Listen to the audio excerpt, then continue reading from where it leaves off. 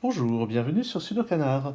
Dans cette vidéo, on va encore regarder un problème engendré par une appli, l'appli Enjoy Sudoku, avec la difficulté Moderate.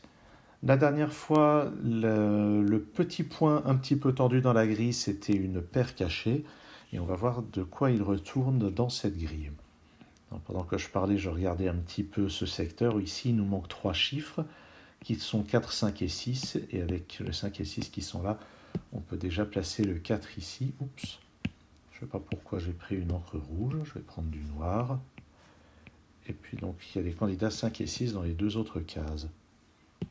Je repère que cette ligne nécessite encore un 2 et un 8. Avec ce 8, je peux placer le 2 ici et le 8 là. On va regarder un petit peu l'impact de ces chiffres. Le 2 va être dans une de ces deux cases. Quant au 8, eh bien, il va être dans une de ces deux cases. Ensuite, qu'est-ce que je repère? Je repère ce 5 et ce 5 qui permettent de placer un 5 ici. Et je remarque qu'avec ce 4, je vais avoir un 4 dans une de ces deux cases.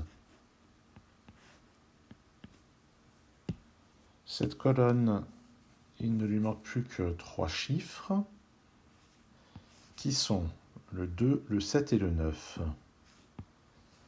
Donc, ah ben, tiens, 9 et 2, ça c'est un 7. Il me reste à placer un 2 et un 9, et à cause de ce 9, il n'y a qu'une seule manière de le faire. Notez que le 7 qui n'est pas là va être dans une de ces trois cases, et il ne reste en fait plus que le 3 qui puisse aller ici, puisqu'on a déjà écarté le 4 et le 8. Donc en fait, il nous reste les trois candidats, 7, 8, je vais les écrire carrément, 4 et 7 en bas, 4, 7 et 8 au milieu. Bon. Dans ce bloc, ah bah tiens, le 2 et le 2, je peux placer un 2 ici. Ce 1 vient là. Ce 4 vient ici. Et on conclut avec un 6. Puis tiens, tant qu'à faire, je vais conclure la colonne avec un 5. 3 et 9 dans ces deux cases. Et ce 6 que je viens de placer permet de lever l'ambiguïté dans ce bloc-là. Donc jusqu'ici, ça se passe particulièrement bien. Le 1 qui n'est pas là, le 8 qui n'est pas là, on peut les placer.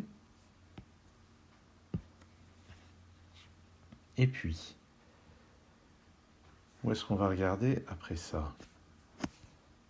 Les trois chiffres qui nous manquent ici, il y a le 9, il est là.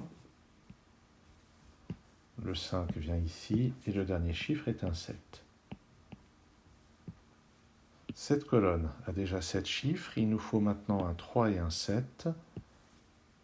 Je ne crois pas qu'on puisse décider dès maintenant. Ce 1 qui n'est pas là vient là. Ce 6 qui n'est pas là vient là.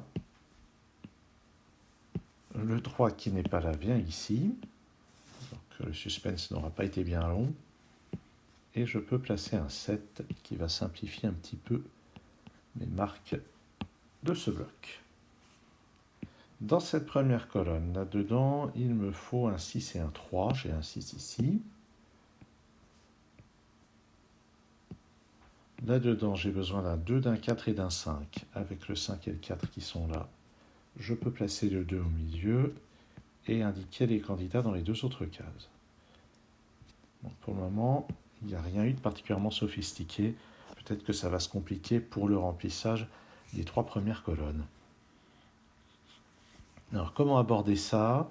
Eh bien, je pense que je vais regarder, en fait, dans chaque ligne ici, à part la dernière, on a déjà 5 chiffres qui sont placés, il reste donc 4 candidats pour les cases restantes, et on va voir, je vais y aller de manière systématique et voir les simplifications qu'on a.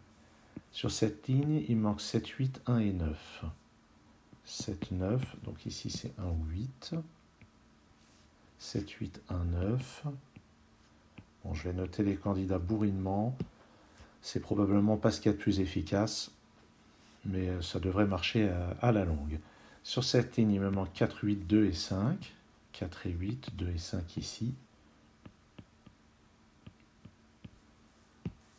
Et là, par contre, tous les candidats restent valides. Je ne vais pas noter 4 chiffres. Ah, mais attendez, là, il y a une paire cachée, 4 et 8. Donc le 4 et 8 sont dans ces deux cases, ça ne peut être que 2 ou 5. Donc peut-être que le logiciel a repéré une paire cachée à cette étape de la résolution et qu'il a décidé de le mettre en moderate pour cette raison. Sur cette ligne, il me manque 4, 7 ainsi que 3 et 6. Donc là, j'ai des restrictions avec ce 3 et ce 4. J'ai 6 ou 7 ici, 3 ou 4 ici. Par contre, ici, il reste 4 candidats. Je n'ai pas l'impression de pouvoir faire mieux dans l'immédiat. Sur cette ligne, il me manque 4, 5, 1 et 2. Ah ben voilà, 1, 2 et 5. Donc ça, c'est un 4. Et je peux résoudre certaines choses. Tiens, j'ai un 8 là-haut qui me donne le 1.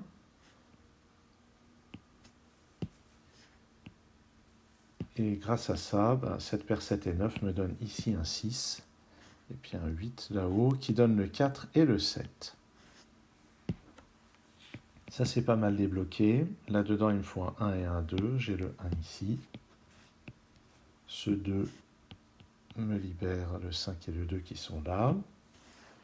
Et à partir de là, ça devrait aller assez bien. Ce chiffre ici, sur cette ligne, il me manque 3 et 4. Grâce au 4 qui est là, je récupère ce 3, ce 4. Et je vais procéder plutôt par les colonnes maintenant. Dans cette colonne, il me manque 8 et 3. J'ai un 8 ici.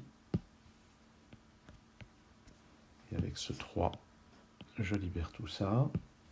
Sur cette ligne, il me manque 6 et 7. Et j'ai le 6 ici. Et la fin devrait arriver toute seule. Voilà, donc un problème qui n'était pas spécialement difficile. Alors, est-ce que c'était nécessaire de repérer cette paire cachée? En fait, j'en sais rien du tout. Là, je ne suis pas capable de dire. Ce qui est probable, c'est que en repérant ce 4, ça rendait peut-être un petit peu inutile de mettre autant de marques dans ces cases-là. Je ne sais pas. Je ne me rends pas compte. J'y suis allé un peu bourrinement et ça a marché. C'est le résultat qui compte. Merci d'avoir suivi cette vidéo et à très bientôt sur Sudocanard.